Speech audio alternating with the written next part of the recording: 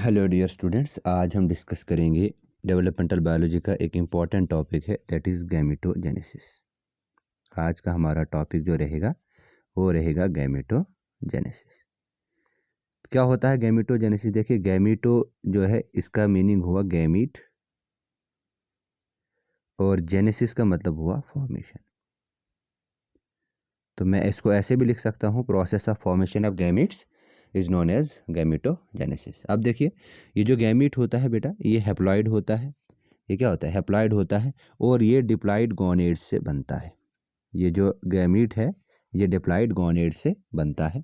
Male gamete बनेगा testis में, male gamete जो है वो बनेगा टेस्टिस में, और फीमेल गैमीट जो है ये बनेगा ओवरीज में। ठीक है। नाउ अब देखो, अब आगे बढ़ते हैं।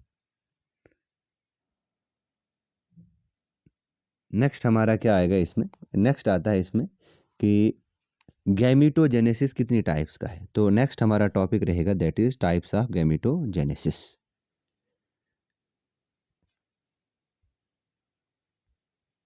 Types of gametogenesis. देखिए, दो टाइप्स का होता है gametogenesis. First is known as spermatogenesis. First is known as spermatogenesis और दूसरा जो है दैट इज oogenesis। अब देखो, अब हमने क्या पढ़ना है? हेडिंग लिखोगे अब आप स्पर्मेटोजेनेसिस। स्पर्मेटोजेनेसिस। देखो क्या होता है स्पर्मेटोजेनेसिस। हम ऐसे लिख सकते हैं, process of formation of haploid sperm from diploid sporangia. ठीक है ना, यहाँ हम इसको कह सकते हैं प्रोसेस ऑफ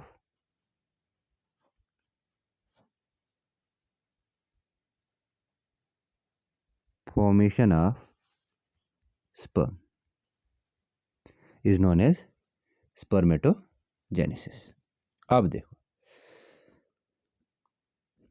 कौन कौन से हार्मोन जो हैं वो कंट्रोल करते हैं फॉर्मेशन ऑफ स्पर्मेटोजेनेसिस को। याद रखना, एक हार्मोन है FSH जिसे हम बोलते हैं फॉलिकल स्टिमुलेटिंग हार्मोन, दूसरा हार्मोन आ गया एंड्रोजन।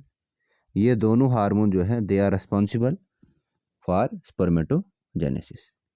नेक्स्ट आता है हमारा इसमें, नेक्स्ट जो हमारा इसमें आता है दैट इज इसका जो स्टेप्स हैं या मेथड्स हैं, you can say that process. इसका प्रोसेस, अगर हम इसके स्टेप्स की बात करेंगे तो spermatogenesis is completed into 3 main steps. कितने स्टेप्स आते हैं इसमें? इसमें 3 स्टेप्स आते हैं। ठीक है ना। सबसे पहले आता है मल्टीप्लाइकेशन फेज। सबसे पहले आता है मल्टीप्लाइकेशन फेज। दूसरे नंबर पे आता है ग्रोथ फेज। थर्ड नंबर पे आता है मैचुरेशन फेज। ये तीनों फेजेस हैं, मल्टीप्लिकेशन फेज, ग्रोथ फेज और मैचुरेशन फेज आता है। तो सबसे पहले हम डिस्कस करेंगे मल्टीप्लिकेशन फेज को। देखिए, हमारे पास अनडिफरेंशिएटेड डिप्लॉयड जर्म सेल्स हैं। ये मेरे पास डिप्लॉयड जर्म सेल्स हैं। ठीक है ना, this is diploid germ cell. ये हमारे पास जर्म सेल है। अब देखिए, ये इस जर्म सेल में क्या होगा? इस जर्म सेल में होगा माइटोसिस। इसमें क्या हो गया? माइटोसिस।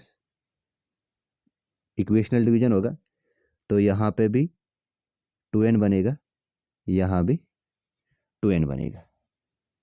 ठीक, ये जो 2n है इसको नाम दिया हमने, they are known as spermatogonia.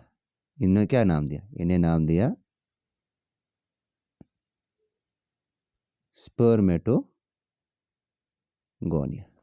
फिर से माइटोसिस होगी यहाँ पे, तो यहाँ पे 2n बनेगा, इधर भी 2n बनेगा, इधर 2n बनेगा और इधर भी 2n बनेगा।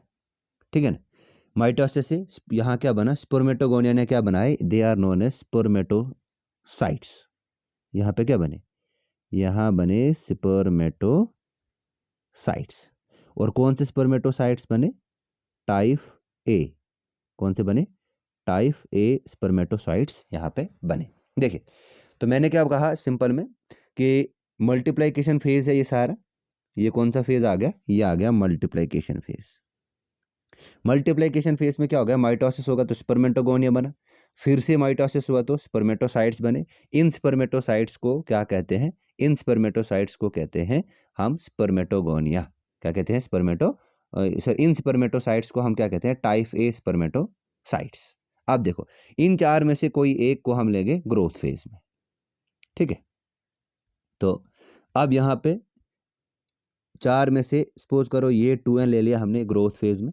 जब इसको ये ग्रोथ फेज में गया तो इसका साइज बढ़ेगा, इसका साइज बढ़ेगा, न्यूक्लियस, इसका जो साइटोप्लाज्मिक कंटेंट है वो बढ़ेगा, ठीक है ना। अब ये अपनी जो नरिशमेंट है वो सर्टोली सेल से लेगा।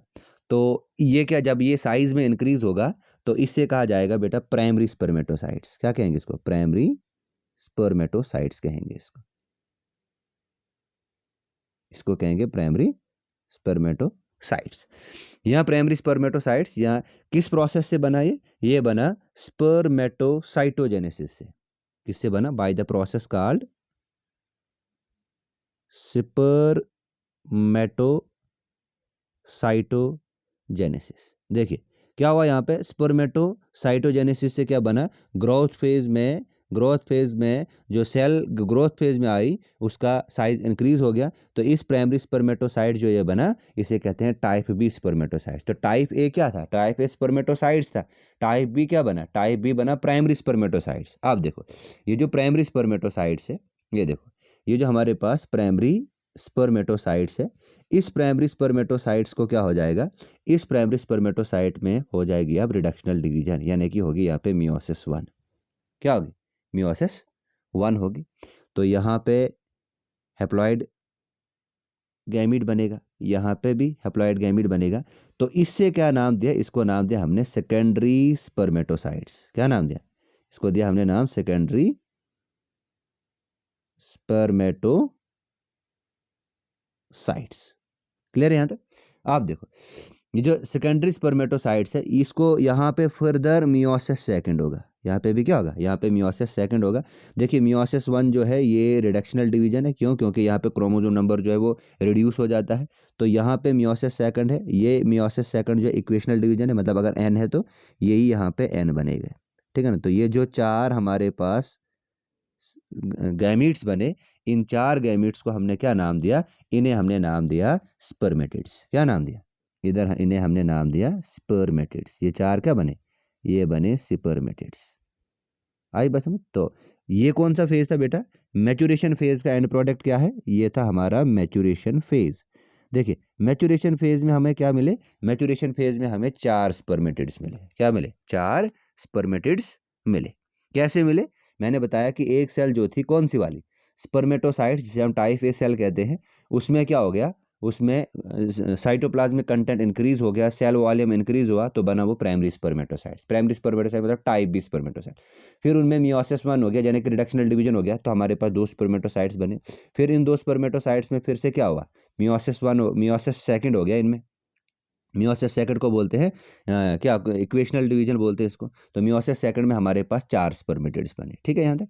अब जब ये 4 स्पर्मेटिड्स बने, यहाँ से देखिए ये क्या था, ये एक n बना यहाँ पे मैच्योरेशन फेज में, ठीक है ना। ये ऐसे करके 4 स्पर्मेटिड्स बने, 2, ये तीसरा स्पर्मेटिड्स और ये चौथा स्पर्मेटिड्स। आप देखो यहाँ पे आता है बेटा डिफ्रेंसिएशन फेज। क्या आता है, डिफ्रेंसिएशन फेज। क्या होता है डिफ्रेंसिएशन फेज, जो हमारे पास स्पर्मेटिड्स बने, ये जो हमारे पास स्पर्मेटिड्स बने ये नॉन मोटाइल है, इनमें क्या हो जाएगा, इनमें मोटिलिटी आएगी, ठीक है ना। इनमें मोटिलिटी आएगी मतलब इनमें टेल बनेगा। तो उस प्रोसेस को कहते हैं, उस प्रोसेस को कहते हैं स्पर्मियोजेनेसिस या स्पर्मियोटीलियोसिस। देखे कैसे, ये भी ये भी ये भी ये भी, ये चारों जो हमारे पास स्पर्मेटिड्स थे ये क्या बन जाएंगे, ये स्पर्मेटोजुआ बन जाएंगे। ये एक स्पर्मेटोजुआ बना, ऐसे करके ये दूसरा स्पर्मेटोजुआ बना, ऐसे करके ये तीसरा स्पर्मेटोजुआ बना, ऐसे करके ये चौथा स्पर्मेटोजुआ बना, ठीक है ना। तो इसे क्या कहते हैं, इसे कहते हैं स्पर्मेटोजुआ।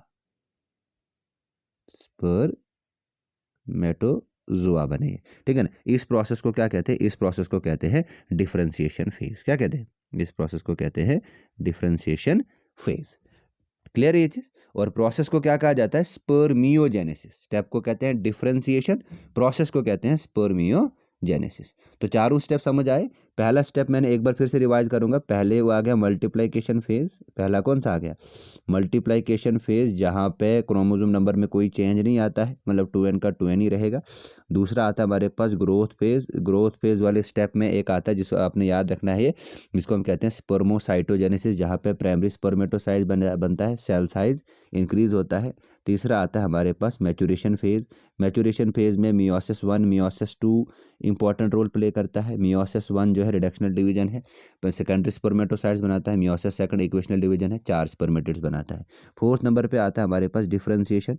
डिफरेंशिएशन में हमने क्या किया? डिफरेंशिएशन में हमने जो स्पर्मेटिड्स हैं वो स्पर्मेटोजुआ बनाता है। किस प्रोसेस से? स्पर्मियोजेनेसिस से। ठीक है, तो ये पूछते हैं व्हाट इज स्पर्मियोजेनेसिस, तो ये आपको याद रहना चाहिए कि स्पर्मियोजेनेसिस क्या है। स्पर्मियोजेनेसिस क्या है? स्पर्मियोजेनेसिस क्या है? तो स्पर्मियोजेनेसिस में आपने याद रखना है process of formation of spermatids या process of formation of spermatozoa. Spermatozoa का बनना किससे? स्पर्मेटिड से। किससे? स्पर्मेटिड से बनना, उसे कहते हैं स्पर्मियोजेनेसिस। ठीक है ना। तो ये 4 स्टेप्स आते हैं। ये 4 स्टेप्स जो है ये आते हैं हमारे इसमें जो हमने अभी स्टडी किया स्पर्मेटोजेनेसिस।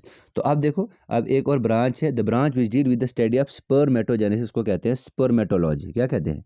स्पर्मेटोलॉजी। क्या कहते हैं? स्पर्मेटोलॉजी। स्पर्मेटोलॉजी क्या है? Process of formation of the branch which deal with the study of spermatogenesis. ठीक है ना। अच्छा, उसके बाद हमने स्पर्म का स्ट्रक्चर अगर हम देखेंगे तो इसके स्ट्रक्चर की अगर हम बात करेंगे तो इसके स्ट्रक्चर में 4 चीज़ें आती हैं। ऐसे करके आता है इसका हेड वाला रीजन, फिर ऐसे करके आती है नेक। ठीक है ना। नेक के बाद आता है ये इसका बॉडी पीस। ठीक है ना। बॉडी पीस के बाद ऐसे करके ये टेल आती है। ठीक है ना। तो ये हम डिटेल में पढ़ेंगे नेक्स्ट लेक्चर में। ठीक है ना। तो आज के लिए इतना ही काफ़ी है। Thank you.